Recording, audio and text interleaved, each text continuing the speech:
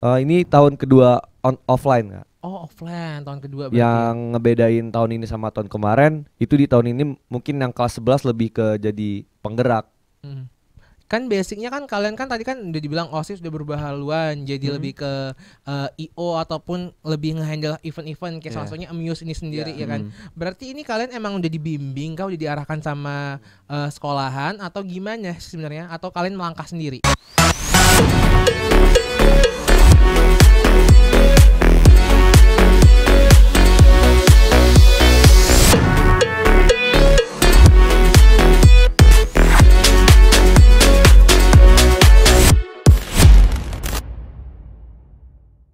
Halo teman Pro 2, balik lagi barengan sama Anggala Besa di podcast Pro 2, tiada hari tanpa karya. Yeay, selalu sepi karena ya emang sepi aja udahlah ya.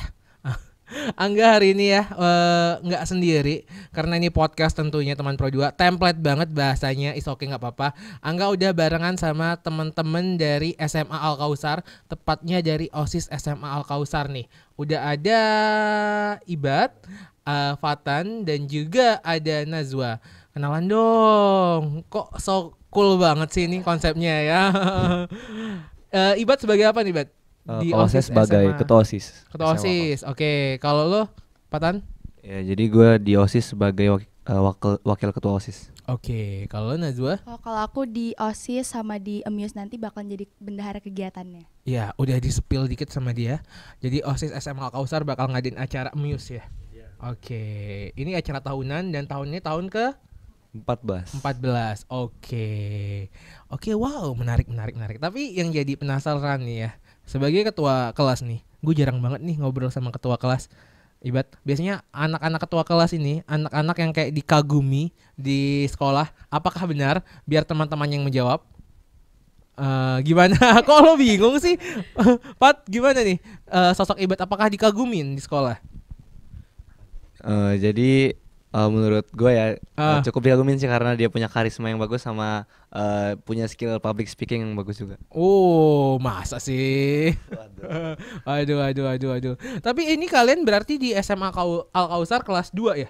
Iya, Ya, kelas kelas 11. Oke, gimana di SMA Kausar? Seru nggak? Ya, kalau dibilang seru sih seru. Mm. Mungkin kalau untuk kegiatan belajar mengajar Mm. karena kita OSIS, Mm. jadi mungkin kurang dapet gitu Kak vibes-nya karena sering di-spend. Ya sering- gara-gara lu kan ya. yang nyuruh dispen kan? Iya kan? Waduh. Iya kan? Enggak atau gimana? Ya enggak sih Kak, Ah. karena OSIS-nya lumayan aktif. Mm. Jadi mungkin dari anggotanya sendiri juga ya mau nggak mau harus mengaktifin jalannya program dari OSIS itu. Iya, oke. Kalau kurang aktif kamu beli paket dulu biar aktif gitu. Jokesnya maksudnya gitu. Kalian bakal ada acara Amuse ya berarti ya? Iya benar. Oke, ini tahun ke-14. Apa yang membedakan tahun ini sama tahun sebelumnya? Oke, silakan siapa yang mau jawab? Waktu dipersilakan, silakan menjawab. Oke, jadi Hah? yang ngebedain Amuse 14 sama Amuse yang lainnya karena Amuse yang ke-14 ini kita mengambil tema kosmos atau outer space gitu. Hmm. Dan buat temanya sendiri itu Gather Cosmic Memoria in Wondrous Galactic Space. Oke. Jadi kita tuh mengumpulkan memori-memori kosmik di galaksi yang mengagumkan gitu. Oke. Kalau untuk Amuse Apa? 14 kali ini sih kita ada ngadain 31 cabang lomba. Hmm. Jadi ini sih sejauh ini merupakan Amuse yang memiliki cabang lomba paling banyak. Oke, 31 cabang lomba Iya, berarti. 31 cabang lomba. Oke, dan itu diadakan nanti bakal di tanggal berapa nih kalau boleh tahu? Tanggal 25 sama 26 Januari. Oke, kalau penasaran teman Pro 2 langsung cek Instagramnya aja berarti ya Amuse ya. Oke, tapi gue gak akan ngebahas Amuse-nya sendiri karena itu nanti kamu tinggal cek aja teman Pro 2. Kita bakal ngulik tentang OSIS-nya nih. Penasaran gue nih sama OSIS-nya. Kenapa kalian tiba-tiba nyemplung ke OSIS nih? Atau emang dari SMP udah pingin join OSIS? Kalau dari SMP mungkin karena kepotong COVID ya Kak. Jadi kebanyakan online-nya. Dari dulu tuh kepikiran buat gabung dan aktif dalam organisasi itu jujur belum ada. Mungkin kelas 10 kemarin, kelas 1 SMA mulai ketemu tuh kakak kelas yang mungkin aktif di OSIS dan secara tidak langsung jadi inspirasi juga sih. Jadi tertarik mulai dari kelas 10. Oke. Di kelas 10 juga udah pernah ngejabat sebagai wakil ketua 2 MPK. Oke, emang udah pingin, Ya. emang lo basicnya pingin ikut organisasi kayak OSIS gini berarti ya? Iya benar. Oke, kalau dari Patah sendiri gimana nih? Ya kalau dari gue sih, gue tuh sebenarnya dari SMP tuh nggak bukan SMP umum ya kak. Gue tuh dari pondok pesantren. Jadi Oke, jadi anak gua- pondok lo ya. Ya, jadi Baru gua- keluar lah ya berarti ya. karena di pondok tuh kayak pengalamannya tuh nggak sebanyak di luar kan. Jadi menurut gue Yes. pas gue udah keluar tuh gue pengen ngumpulin pengalaman sebanyak-banyaknya gitu. Nah salah satu caranya adalah gue ikut OSIS ini karena ya jujur aja OSIS ini sangat memberikan banyak sekali pengalaman dan pelajaran sih di hidup gue sih kak. Oke. Kalau dari Nazwa? Kalau aku dari SMP emang udah join OSIS, terus Hmm. pas masa jabatan di SMP tuh karena COVID jadi kayak kurang nge-explore banyak halnya gitu loh Kak. Oke. Jadi pas SMA ini langsung emang mau masuk SMA, mau masuk OSIS langsung daftar, terus alhamdulillah ini udah masa bakti yang kedua. Oke. Kalau SMP jabatan lo sebagai apa? Kalau pas SMP aku waktu itu koordinator bidang wirausaha. Kalau sekarang? Sekarang bendahara umum. Oke, tapi benar nggak sih kan ada stigma kalau bilang kalau anak-anak OSIS ini ya bilang harus anak-anak yang disiplin, anak-anak yang kayak nggak bisa membantah omongan guru. Bener nggak sih itu sebenarnya? Dan anak-anak yang kayak patuh gitu. Mungkin kalau menurut gue pribadi sih Hmm. gimana ya ngomongnya? Kan kalau di OSIS sendiri kan itu tuh latar belakangnya beda-beda kak. Jadi mungkin ada orang yang mungkin punya pemikiran kayak gitu. Hmm. Nah secara tidak langsung dia bakal nerusin pribadinya itu ban yang dibawa ke OSIS. Jadi kalau misalkan ada orang yang nggak punya pemikiran yang kayak disebutin kakak tadi, Hmm. itu tuh mungkin setelah dia ikut OSIS itu mulai kebuka gitu kak Oke. pemikirannya. Karena kayak harus jadi contoh gitu Iya. ya. Oke. Tapi pernah nggak sih lo kayak pernah pengalaman kayak memalukan gitu nggak sih ketika lo ngejabat OSIS, tapi aturannya ada larangan-larangan yang nggak bisa dilanggar, tapi ternyata lo langgar gitu. Ada nggak sih sebenarnya? Kalau gue dulu tuh kayak kalau gue nggak ngejabat OSIS sih, tapi gue kayak pernah cabut tuh dari sekolah. Kalian pernah nggak sih kayak gitu? Kalau dari gue Kayaknya sih takut ya gue ya gitu ya. kalau dari gue sih Hmm. alhamdulillah sampai sekarang kalau cabut belum pernah ketahuan. Tapi oke. Sekarang ketahuannya gitu. Sama ketua OSIS langsung loh. Cuman emang biasanya yang pelanggaran-pelanggaran ringan sih kayak biasanya kan itu Hmm. kayak rambut atau kuku itu kan pelanggaran ringan yang sering dilanggar-langgar juga sama anak OSIS. Oke. Kalau dari lo sebagai ketua OSIS, pernah nggak sih ngelanggar gitu tapi nggak ada yang tahu? Jawab pernah aja atau enggak aja gitu. Jangan lo ceritain detailnya. Kalau dibilang pernah sih pernah ya kak. Ah. Namanya mungkin ya manusia biasa juga. Oke. Yang bedain cuma ketua atau bukan ketuanya. Oke. Jadi mungkin dari gua ya lebih ke gimana caranya mau tidak mau OSIS ini jadi tanggung jawab masing-masing. Mm. Jadi tiap anggota OSIS ya harus gimana caranya kelihatan baik gitu. Mm. Bukan cuma kelihatan baik aja, mereka juga dituntut untuk mensosialisasikan cara tidak langsung dan mungkin mereka harus untuk dicontoh oleh banyak orang di sekolah. Mungkin Oke. kalau orang-orang anggota OSIS nih itu kebanyakan orang yang mudah untuk dikenal, mungkin dari guru, dari siswa-siswi yang lain. Ya sebenarnya beban sih kak, mungkin menurut gua. Oke, berarti emang harus ada kayak jadi contoh lah ya. Otomatis jadi beban gitu ya. Oke. Tapi so far selama ini udah berapa tahun nih ngejabat? Belum 1 tahun ya? Oh, udah 2 tahun. Kalian udah berapa tahun ngejabat? Mungkin dari kelas 10 sih kalau bertiga. Oke, bertiga ya. Berarti 2 tahunan lah ya. Iya, tapi Gimana so far nih di OSIS?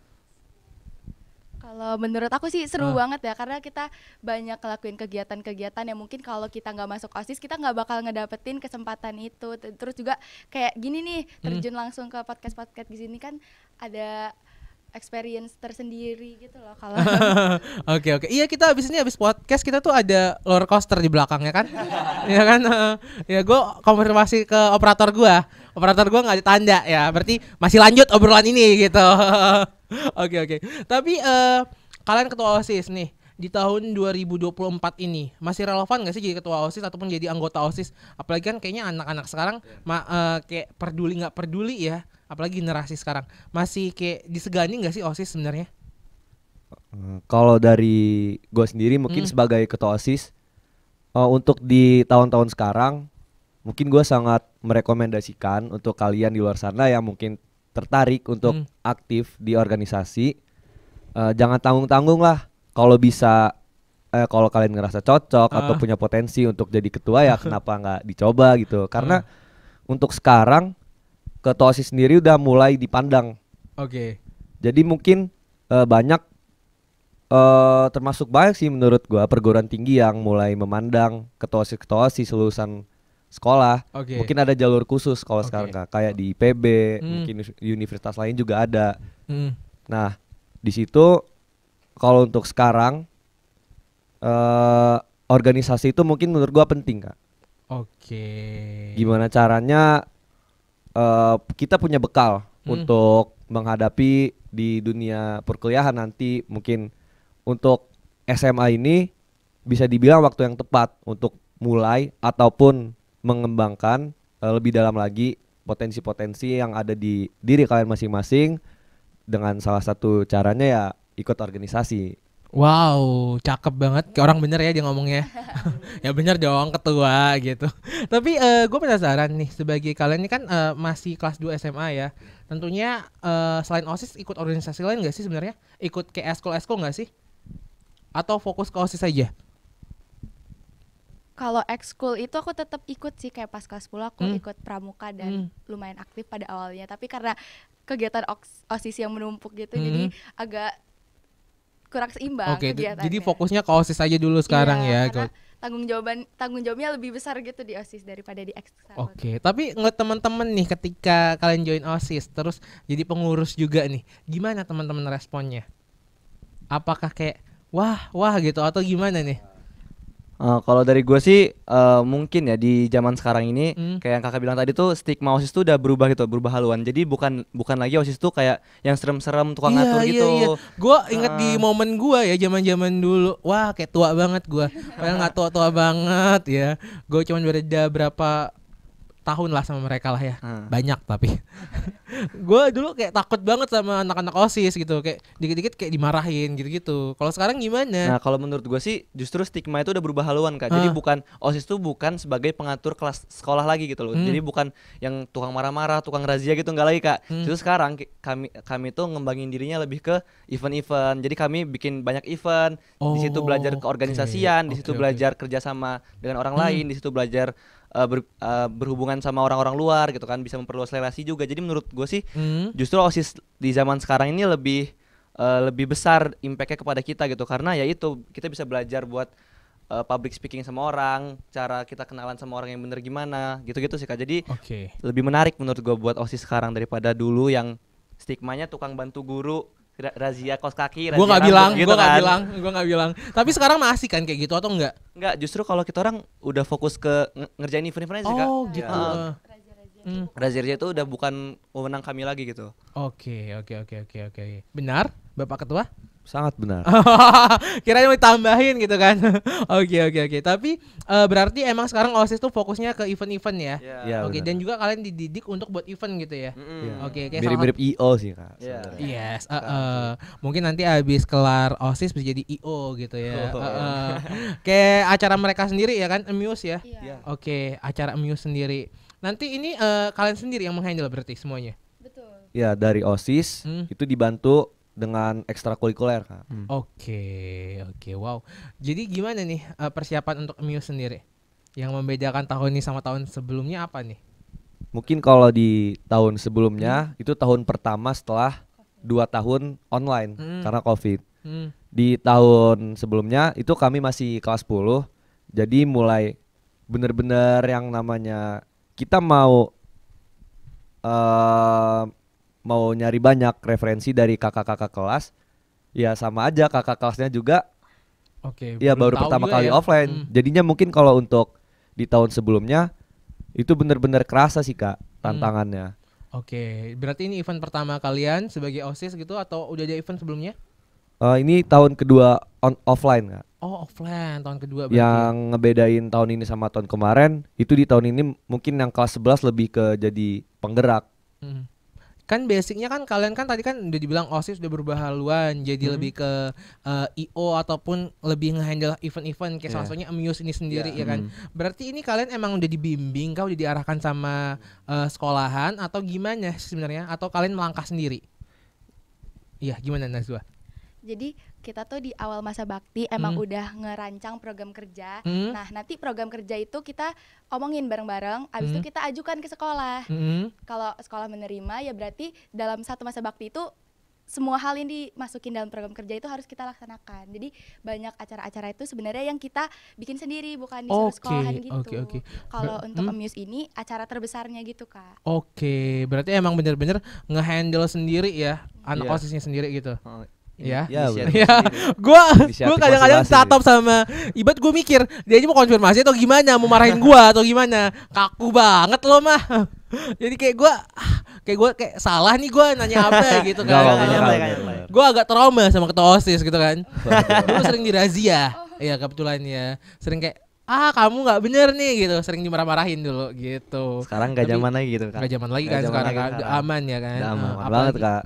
Ya aman banget, karena ada dia kan, lo ngomong aman kan, ya kan? Nggak salah lagi. Oke, tapi berarti OSIS itu masa jabatannya cuma setahun? Lebih ke setahun, 2 semester sih. 2 semester, habis itu nanti kalian jadi purna bakti atau gimana nih? Iya, jadi kalau dari kelas 10 itu, jadi satu periode itu 1 tahun Kak. Jadi di kelas 10 kita 1 periode, terus kita boleh milih buat lanjut atau enggak nanti di kelas 11-nya. Jadi kalau misalnya mau lanjut ke kelas 11, jadi kita 2 periode 2 tahun. Kayak kami, kalau kami 2 periode. Oke, tapi ada nggak sih yang membedakan kayak kalian kan OSISnya SMA Al-Kausar ya, SMA Islam ya. Ada yang membedakan nggak sih OSIS SMA Islam sama OSIS non Islam gitu, kayak SMA negeri gitu sebenarnya? Pernah nggak sih sharing bareng gitu? Oh, kalau untuk dari SMA Al-Kausar sendiri, mungkin yang ngebedain tuh lebih ke setahu gue ya kayak kalau dibandingin sama sekolah-sekolah yang lain, terutama negeri, itu di divisinya Kak. Kalau di sekolah negeri kan ada sekbid. Nah, jadi ada sekbid 1, 2, 3, 4, 5 dan seterusnya. Bentar. Dia lagi rundingan. Habis pertanyaan selanjutnya lu ya gitu. Mau gue kasih bocoran nggak apa pertanyaan selanjutnya gitu?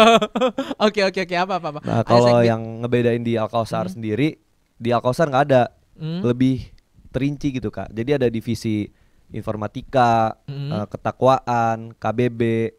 KBB itu mungkin lebih ke bela negara atau ke pribadian berbangsa dan bernegara gitu kan. Oke. Sama mungkin ada dana usaha. Jadi lebih rinci pembagian divisinya. Dan tiap divisi itu ada core sendiri. Oh gitu yang membedakan ya berarti ya. Tapi gue kan baru tahu ya, ternyata kalian tuh masih full day apa enggak sih sekolah sekarang?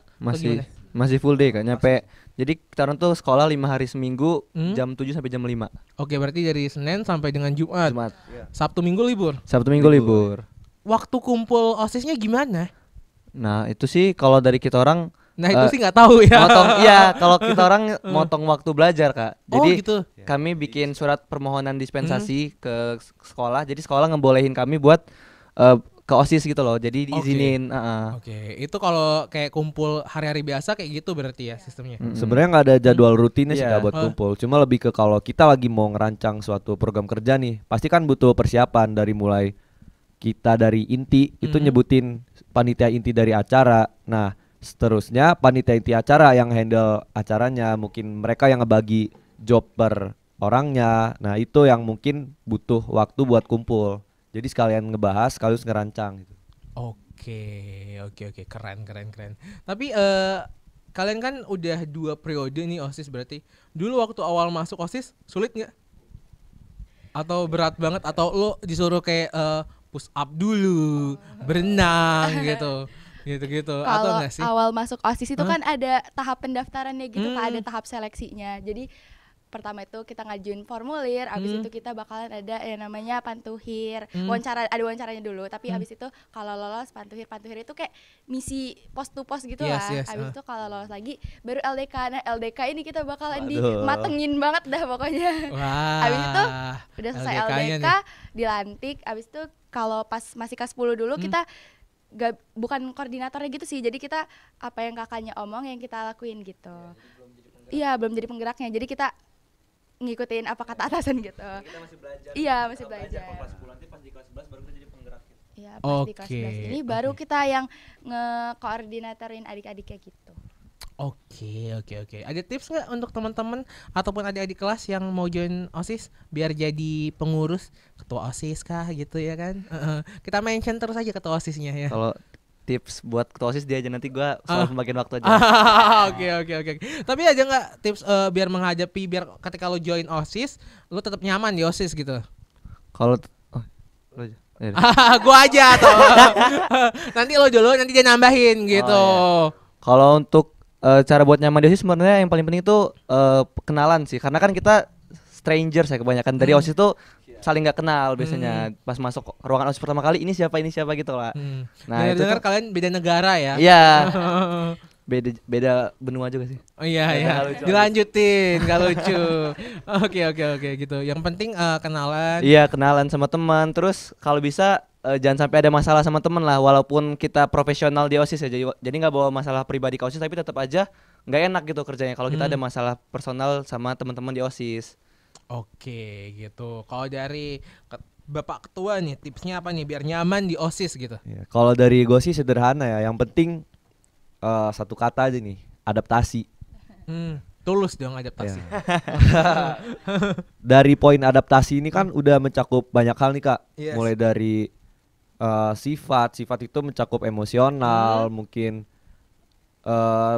termasuk juga nada berbicara. Gimana caranya kita nih bisa ngertiin perasaan orang lain juga. Lebih ke Susah ngertiin perasaan orang lain. bener sih Kak. Itu tantangannya justru. Oke. Berarti kalau lo join OSIS udah bisa ngertiin perasaan orang, lo pasti punya pacar gitu kan? Waduh. Bercanda. Kalau gue nggak ada sih Kak, kalau gue nggak ada. Tapi nih ya, mungkin gue penasaran nih, satu kata untuk OSIS, satu dari kalian masing-masing gitu, satu kata untuk OSIS yang menggambarkan OSIS banget nih. Seberapa nyamankah kalian di OSIS ini gitu?